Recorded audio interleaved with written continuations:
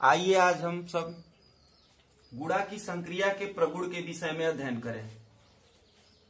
हम लोग प्रगुण के विषय में अध्ययन किए हुए इसके पहले योग की संक्रिया के प्रगुण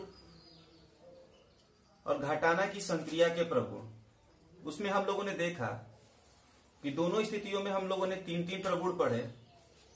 इसमें से सबसे पहला प्रगुण था संबरक प्रगुण, दूसरा था क्रम विनिमेय प्रगुण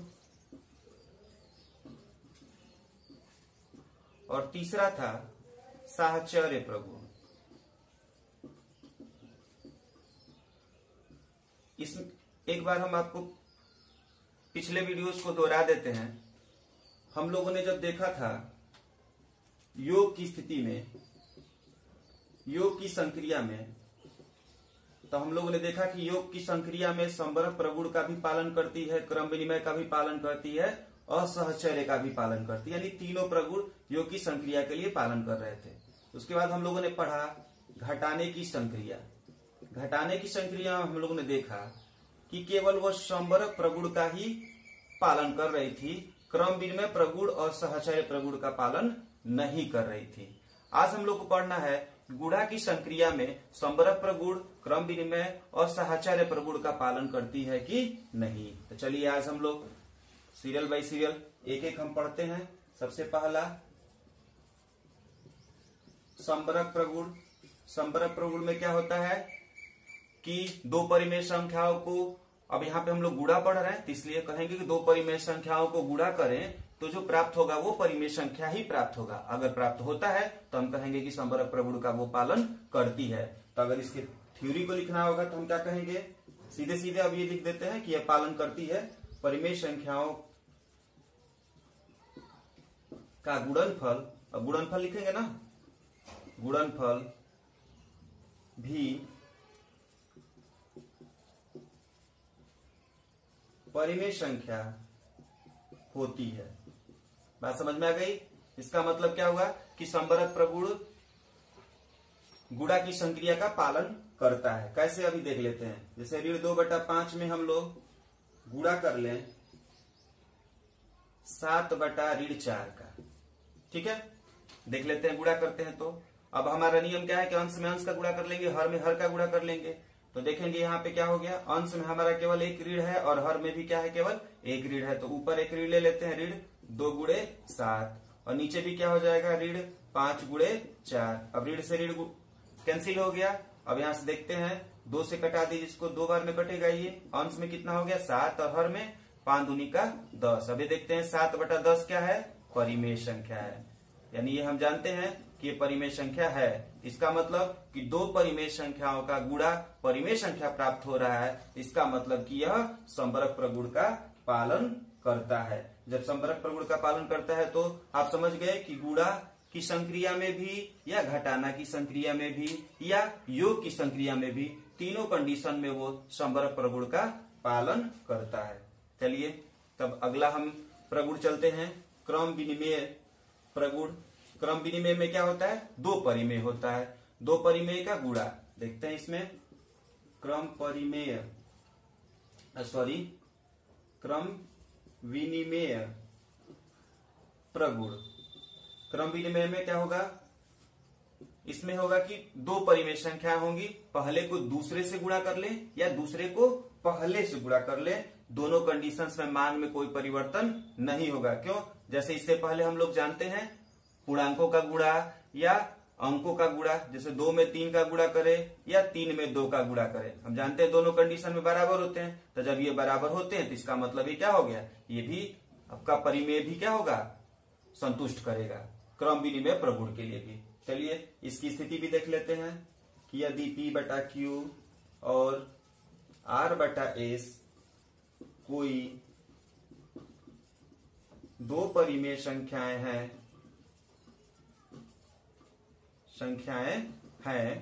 तो P/Q × R/S यह बराबर होगा R/S × P/Q के। देखते हैं, एक एग्जांपल ले लिया जाए। आपको समझ में आ भी गया होगा, हम लोग देख भी चुके हैं कई बार। ऋण 3/2 में हम गुणा कर दे रहे हैं 5/6 का। चलिए देखते हैं, पुनः हम नीचे और ऊपर हम ऋणात्मक ले लिए, सीधी सी बात है। अब ये माइनस तो कट ही जाएगा, सीधे सीधे आप समझ भी रहोगे। अब यहाँ पे क्या हो गया, ऋण 3 गुणे 5/2 गुणे ऋण 6। देख लीजिए हम ऋण से ऋण ऐसे कटा दे रहे हैं। अब हमारा 3 से भी कटेगा, 3 दूनी का 6, ऊपर अंश में कितना बच गया 5, हर में नीचे क्या हो गया 2 दूनी के 4, यानी ये 5/4 हो गया। अब क्या कर देते हैं, दूसरे को पहले में गुणा किया जाए, यानी 5/6 में हम गुणा कर दें ऋण 3/2 से, तब क्या हो गया 5 गुणे ऋण 3/6 गुणे 2। अब ऋण से ऋण कैंसिल हो गया, प्लस हो गया।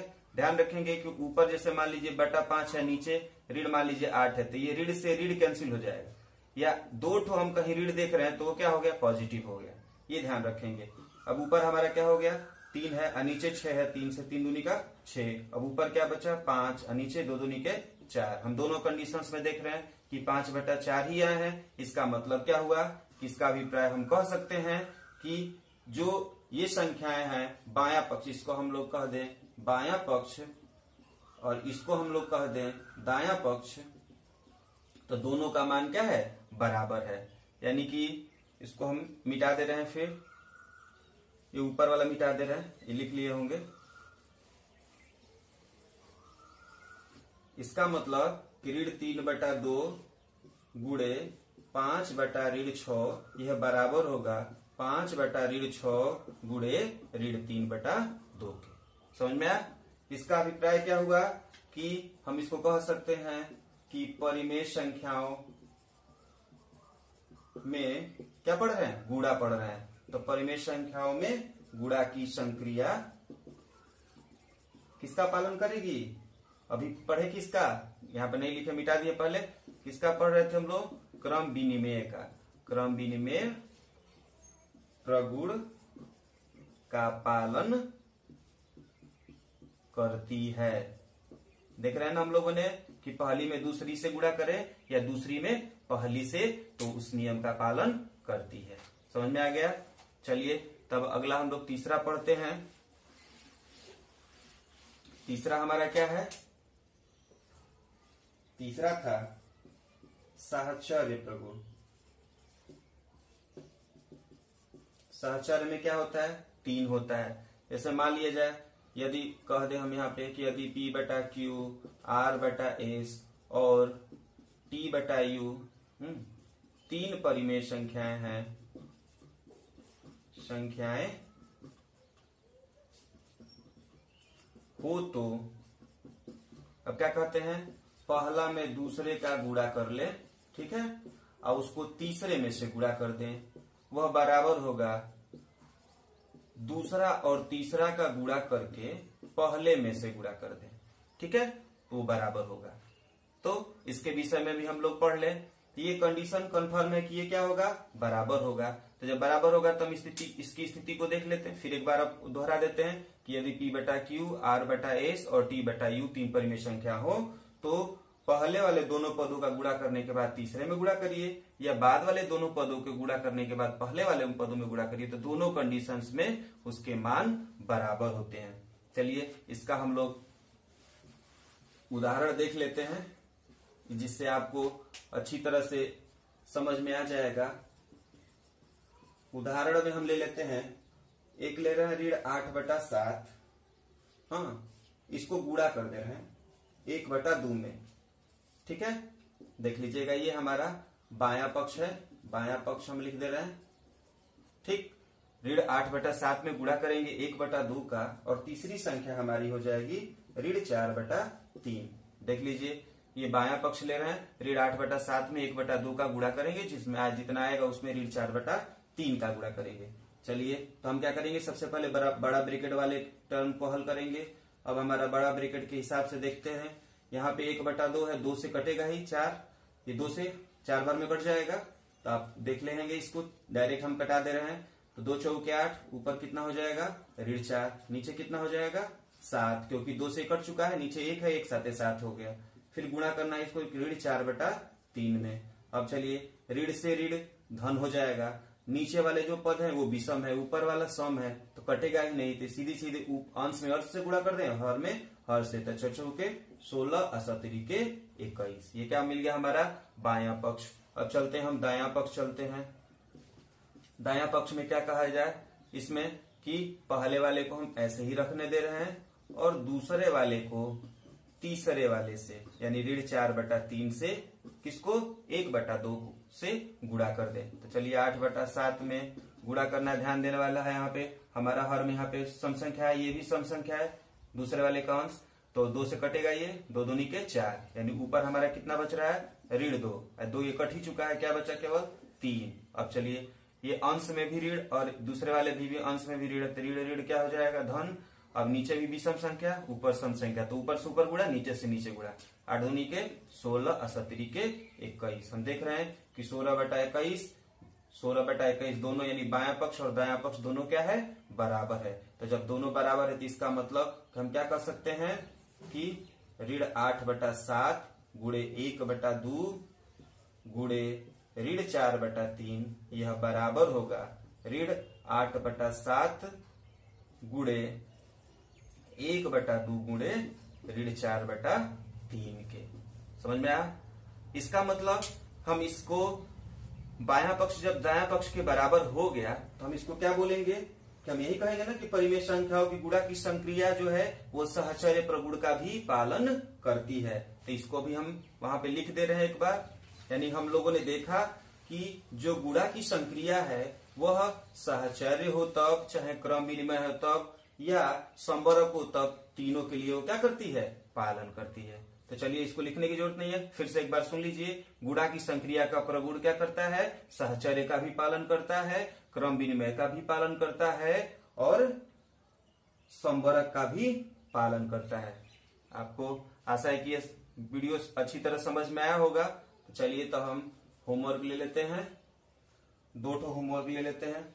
एक देख लेते हैं कि 2/3 में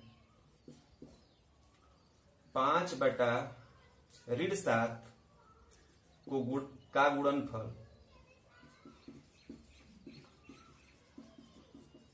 परिमेय संख्या है या नहीं, ये देख लीजिएगा। ठीक है कि 2 परिमेय संख्या गुणनफल करने पर परिमेय संख्या है कि नहीं उसका मान बताना है। ठीक है, आप जानते हैं कि 2 परिमेय संख्याओं का गुणा करने पर परिमेय संख्या प्राप्त होगी, संवर्ग प्रगुण है। ठीक है, दूसरा हम ले लेते हैं कि ऋण 8/9 में गुणा कर दिया जाए 15/17 से और 15/17 में गुणा कर दिया जाए ऋण 8/9 का। तो ये सत्य है, यह चेक करना है आपको कि ये जो हम दूसरा प्रश्न दिए हैं उसका बायां पक्ष और दायां पक्ष वो बराबर है कि नहीं है। यानी कि आपको ये ज्ञात करना है कि सत्य है या असत्य है, सत्य है या असत्य। ठीक है, असत्य, ये आपको चेक करना है। आशा है कि आपको ये वीडियो अच्छा लगा होगा और इस पे दिए गए प्रश्नों को आप भली भांति हल कर लेंगे। अगले वीडियोज में हम लोग परिमेय संख्या का एक और संक्रिया है उसके विषय में हम लोग अध्ययन करेंगे, जो हम लोग कहते हैं योग पर गुणा का वितरण नियम। तब तक के लिए धन्यवाद।